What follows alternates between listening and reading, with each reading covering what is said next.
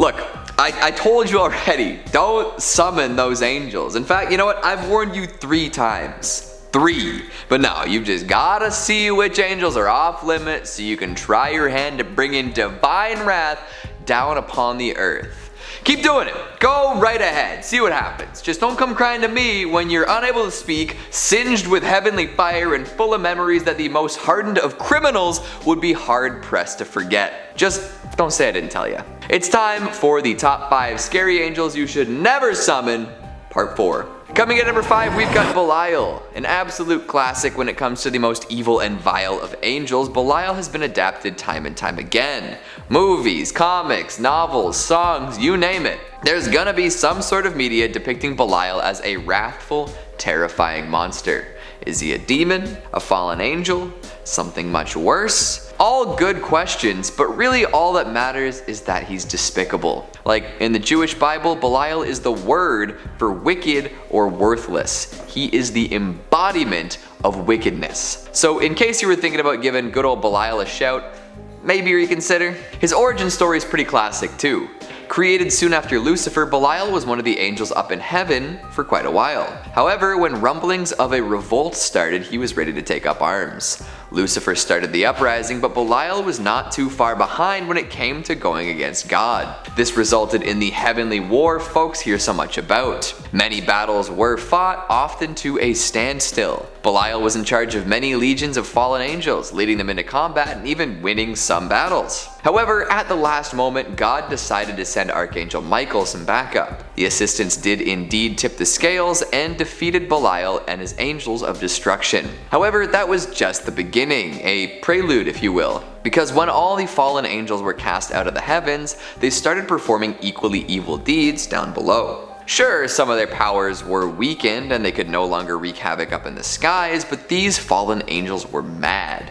Real mad. Belial's influence continued from there, inspiring hatred, pestilence, and lawlessness in men. Many people who acted in such ways ended up being called sons of Belial. So if you're summoning this would-be angel, you're likely ending up in a very dark place. And don't even get me started on all the pop culture versions you could end up face to face with. My goodness, there are plenty and they are all beyond repugnant. So everyone, do me a favor and just pretend that Belial doesn't exist. Coming in number 4, we've got Raphael. Now this is a more traditionally good angel. That doesn't mean you should go around looking for a good place to summon him though. He is a hardcore dude and one that you definitely don't want to mess with. If you're calling him down from heaven for anything short of smiting a dangerous demon, you might find yourself between a rock and a hard place. Or should I say, many rocks and more rocks and a hole in the ground and a bunch of fire. Yeah, we've heard this story before. Raphael doesn't take too kindly to those who might challenge the Almighty, and he does not skimp on punishment. There's that classic tale of Raphael versus Azazel in the Book of Enoch. After their epic fight, which Raphael came out on top of course, it was time to make the demon pay the price. Raphael bound his hands and feet so he could not move and tossed him into an enormous pit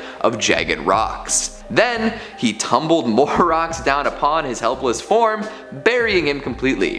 There, Azazel would wait for ages until it was time to be cast into the fires of hell. That is a hardcore punishment. Simply one example of what Raphael is willing to do, too. He's always been known as a powerful warrior, easily matching Michael and Lucifer's prowess in combat. Add in the well-regarded ability to heal, and you've got quite the angelic warrior. So while Raphael will defend heaven and heal those who need it, cross him and you could find yourself on the receiving end of a terrible punishment. Coming in at number 3, we've got Asmodeus. It's funny that we're bringing up Asmodeus right after Raphael because apparently they know each other quite well. In fact, Raphael has thwarted this being many times in many different tales. Most would consider Asmodeus a demon, and one that represents lust at that, but in some interpretations he is considered an angel. So for today, he fits on our list. Oh, and summoning him shouldn't be on your bucket list, okay? There are just so many reasons you don't want Asmodeus around. First and foremost, folks who fall for his trickery will find themselves spending an eternity of torment in the second level of hell. not fun. Just consult Dante if you want to know the details of how awful that would be. Next up, Asmodeus is just gross. He's a chimeric abomination of all sorts of creatures associated with lust.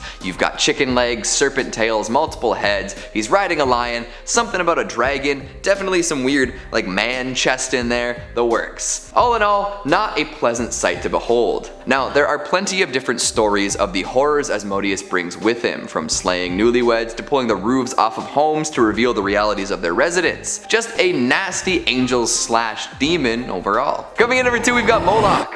Oh boy, another nasty one for the archives. Said to be the fallen angel's strongest warrior in Milton's Paradise Lost, Moloch is a very divisive figure. To some, he's a Canaanite god. To others, he's a pagan false god meant to elicit sacrifices from all involved. And to some, of course, he's a straight up demon. Whether he's a warrior for fallen angels or a sacrificial lunatic, there's no denying his influence. Often portrayed as a bull-headed figure with arms outstretched, he is associated with fire. So if you're calling upon Moloch, you're either looking to sacrifice somebody or burn them alive. And I guess a lot of the time those things can kind of be done together. Some interpretations believe that Moloch was specifically interested in sacrificing young people, and that its body was actually a furnace made of bronze meant to burn their bodies. My goodness. So maybe you don't want to be calling upon this higher power. For centuries, people have reviled Moloch, claiming that any who follow him are evil heretics looking to steal children for their own sacrificial gains. However, that hasn't prevented his followers from continuing their worship and potential burning of assorted people. Coming in number 1, we've got Gabriel. We'll round out today's list with one of the best known archangels. Most folks look upon Gabriel pretty fondly. In fact, in some translations, his name literally means God is my strength.